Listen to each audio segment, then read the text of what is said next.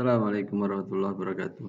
Alhamdulillah, kita bisa berjumpa lagi pada sesi materi kali ini di pekan yang keempat, mata kuliah Teknologi Pengelasan 1. Baik, setelah kita membahas materi-materi sebelumnya, sekarang kita memasuki materi welding technology.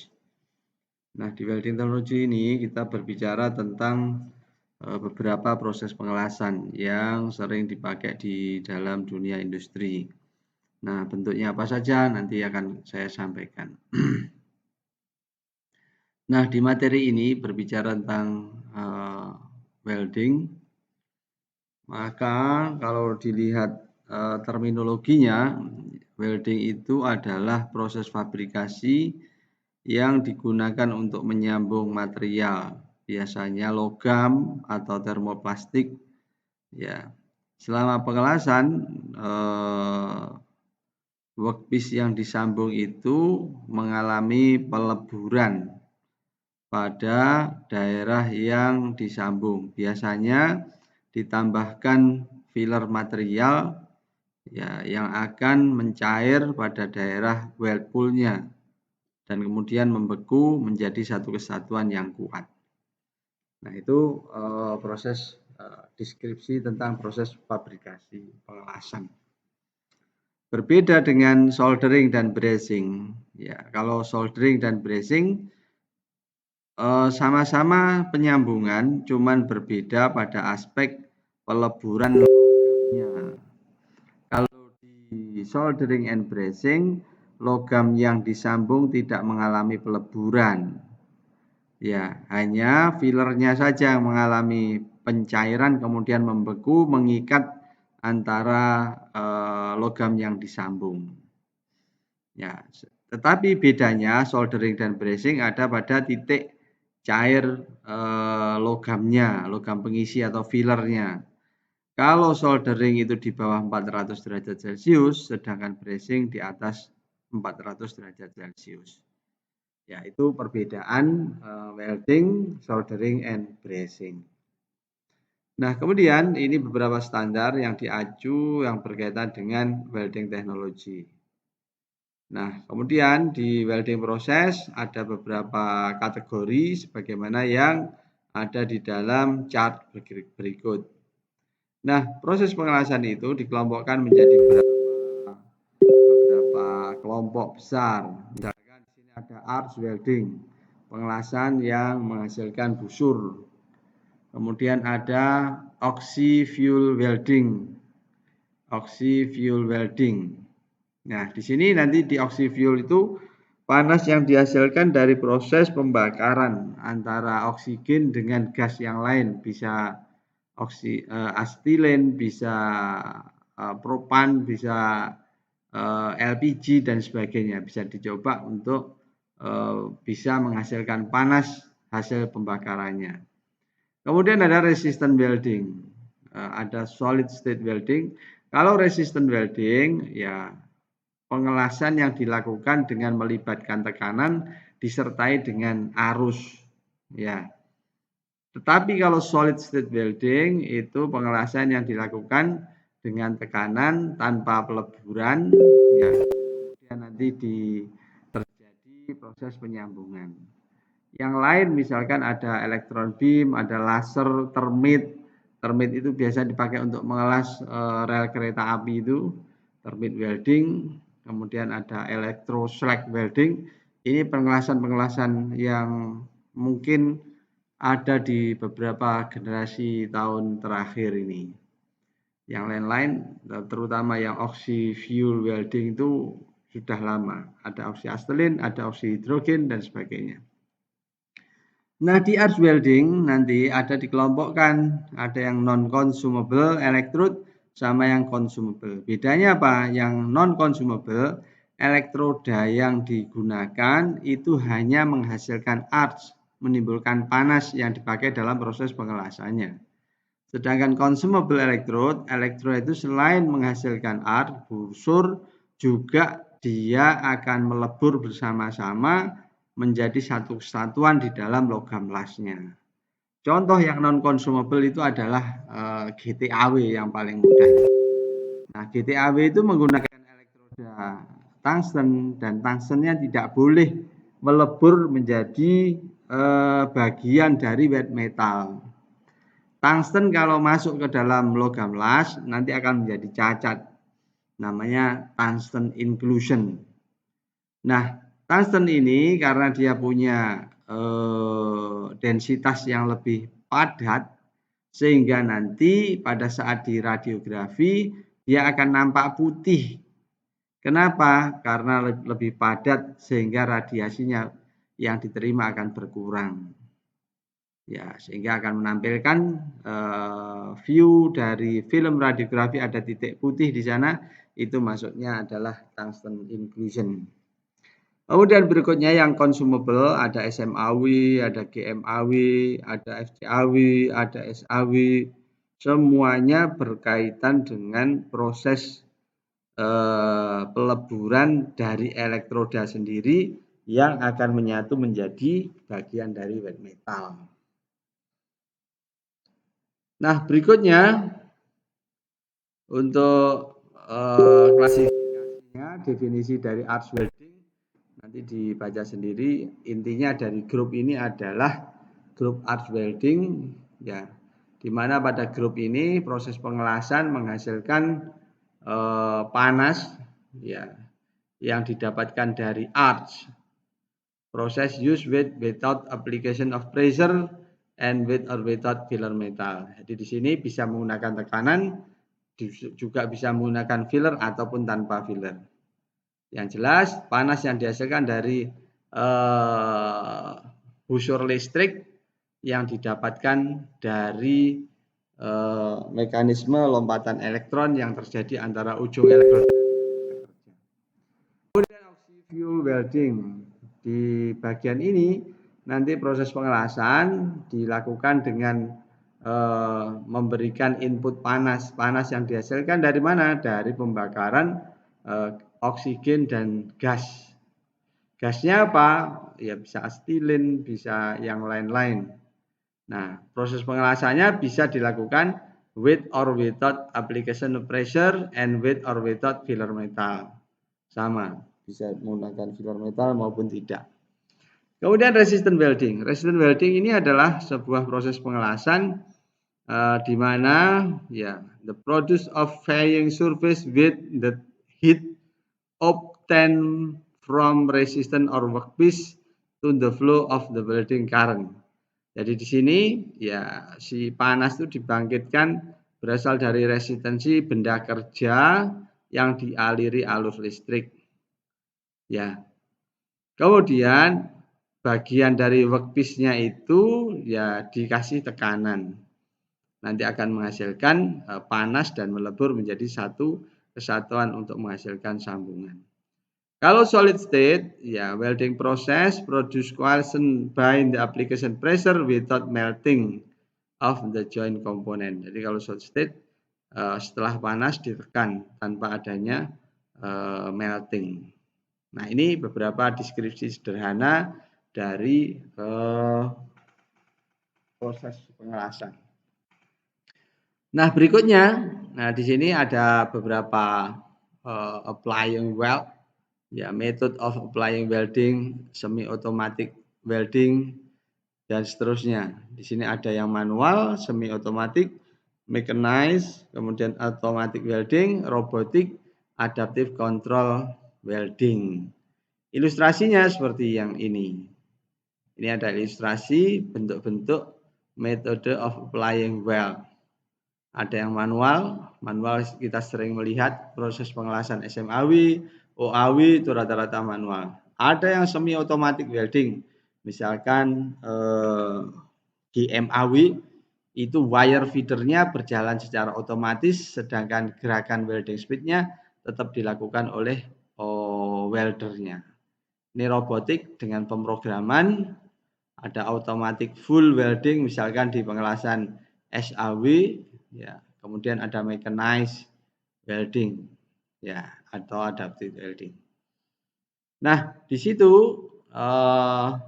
proses pengelasan kemudian dibagi-bagi sesuai dengan kelompok yang tadi.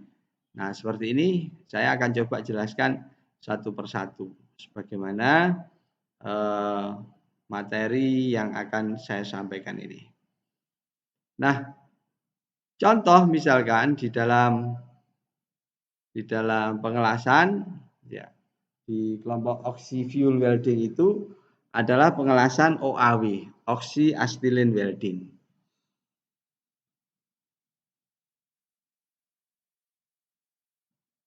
Nah, oxy acetylene welding ini sebuah pengelasan yang memang kondisi pengelasan paling lama, ya paling tua istilahnya itu. Karena ini kadangkala bikin generator sendiri, generator asetilen sendiri untuk kemudian nanti menghasilkan gas asetilen ya dari karbit, kemudian dihasilkan gas asetilen untuk melakukan proses bisa digunakan untuk pembakaran antara oksigen dan asetilennya. Nah, supaya nanti saudara punya pemahaman tentang pengelasan OAW. Nah, kalau kita lihat deskripsinya, pengelasan ini ya salah satu dari proses pengelasan yang manual yang paling lama, di mana panasnya dihasilkan dari pembakaran O2 dan C2H2 atau asetilen. Nah, di pengelasan ini juga melibatkan pelelehan atau peleburan bismetalnya, bisa ditambahkan logam pengisi atau tidak. Ya. Jadi dalam pengelasan ini bisa menggunakan filler maupun tanpa filler. Nah, di pengelasan OAW sudah jarang digunakan, ya kecuali untuk misalkan untuk preheating, untuk firing, untuk cutting. Kalau pengelasan OAW sendiri sudah jarang digunakan. Nah, kemudian untuk pengelasan ini bagus digunakan untuk material baja yang tipis, ya. Karena ya biasanya kalau ngelas plat tipis tanpa digunakan filler tambahan logam pengisi, biasanya orang menyebut dengan istilah autogeneous welding. Jadi pengelasan dengan meleburkan benda kerjanya kemudian menjadi satu kesatuan. Nah, karena OAW ini sumbernya dari campuran antara gas, oksigen, dan asetilen, sehingga peralatan yang digunakan pun harus memiliki tingkat keamanan. Seperti peralatannya ditunjukkan pada gambar berikut. Nah, ini adalah ilustrasi gambar foto dari peralatan untuk OAW, oxy acetylene welding. Yang ini untuk oksigen, ini untuk asetilen. Nah, kemudian ada valve-nya, ada regulatornya, juga ada regulator, ada blendernya, kemudian di sini ada flashback arrestornya untuk mengantisipasi terjadinya api balik yang ke sana, supaya api balik tidak masuk ke dalam tabung. Kalau masuk ke dalam tabung nanti akan terjadi ledakan. Di sini ada pengamannya, namanya flashback arrestor. Nah, bagian dari peralatan OAW ini, ya misalkan bisa dilihat di situ. Nah, apa saja di sini ada oxygen safety disk di situ.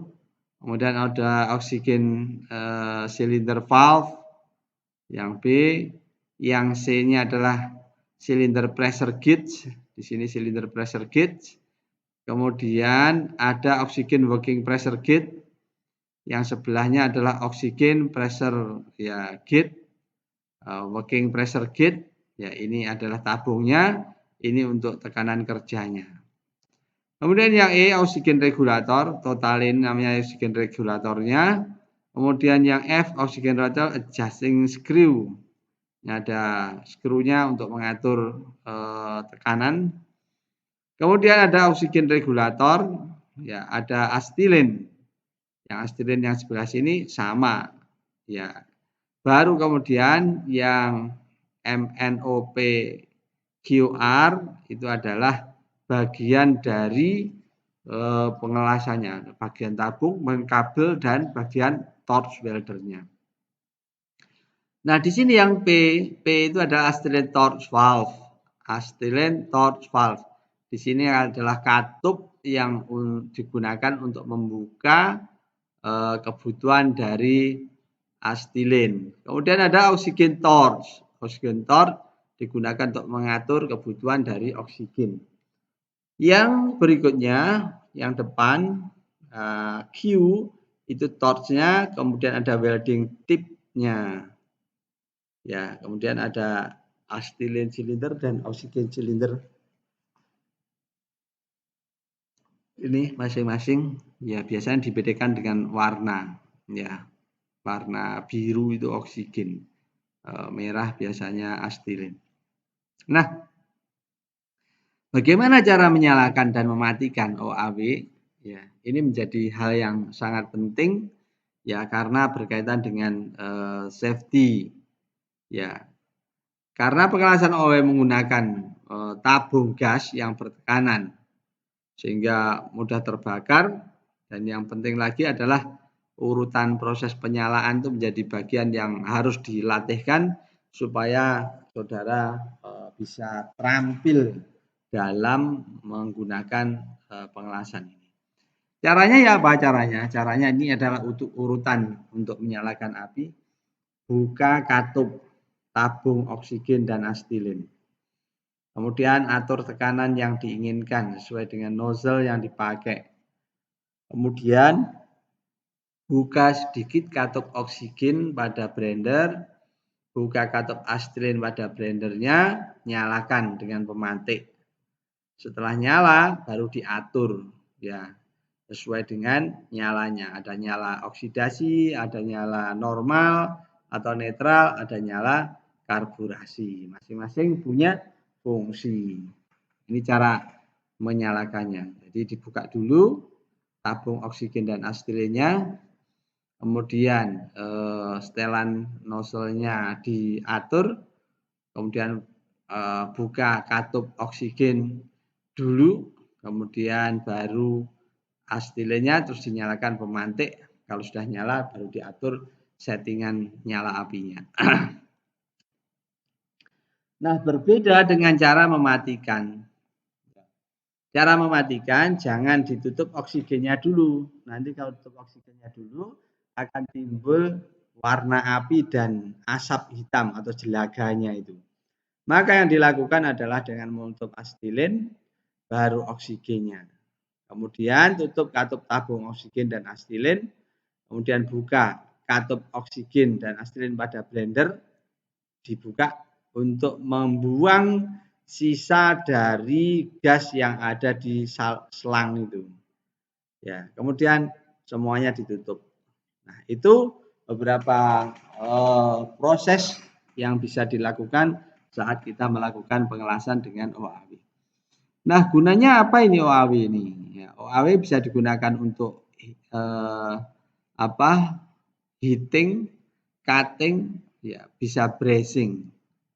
Ya, oleh karena itu menjadi penting supaya kita tahu jenis-jenis api yang ada di dalam OAW ini. Yang pertama ada api netral. Api netral itu kalau dilihat ilustrasi bentuknya seperti ini. Ya.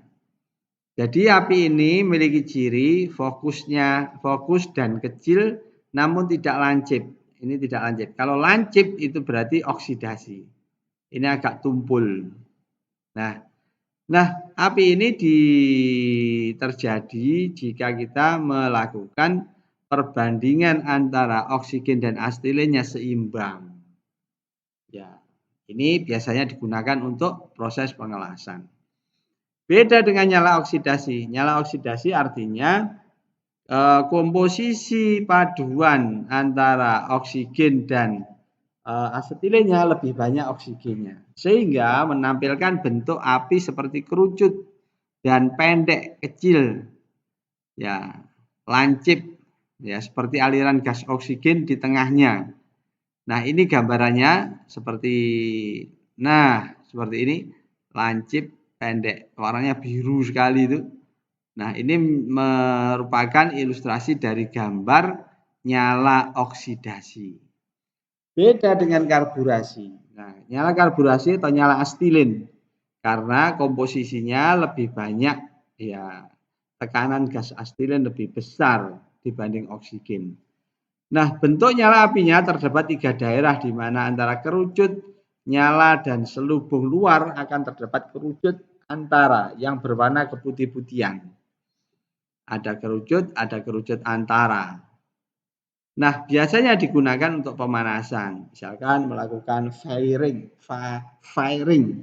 Firing itu kalau di kapal biasanya kalau ada plat yang bengkok nanti diluruskan dengan teknik firing. Nah, firing ini juga tidak mudah karena kalau salah meletakkan posisi pemanasannya nanti malah meleot. Ya, makanya ada beberapa jago di PT PAL itu orang-orang yang spesialis melakukan proses firing untuk meluruskan plat lambung yang mengalami, ya, lundutan itu. Nah, kemudian, di sini untuk keselamatan perlu dipasang alat pengaman seperti yang tadi saya jelaskan bahwa pada OAW ini OAW ini salah satu bagian yang penting namanya flashback arrestor. Apa ini? Untuk menahan api balik. Ya, untuk menahan api balik. Api yang balik mau masuk lagi ke dalam tabung sehingga dipasang flashback arrestor itu. Nah, gambar 46 menunjukkan flashback arrestor yang sering digunakan dalam OAW. Modelnya seperti ini. Nah, ini dipasang di mana? Nah, dipasang antara tors dengan tabung di selang situ. Nah, kemudian hal ini perlu diperhatikan saat pemindahan tabung. Pindah tabung juga tidak sembarangan. Ya. Nah, pastikan bahwa ketika pindah tabung regulator tidak ada. Ya, kemudian jangan pindahkan tabung jika tidak terdapat pelindung katup. Jangan pindahkan tabung jika ada regulator masih terpasang. Jangan pindahkan tabung dan jangan biarkan berdiri sendiri tanpa pengikat. Artinya harus diikat bersama-sama. Nah, untuk yang flashback arrestor ini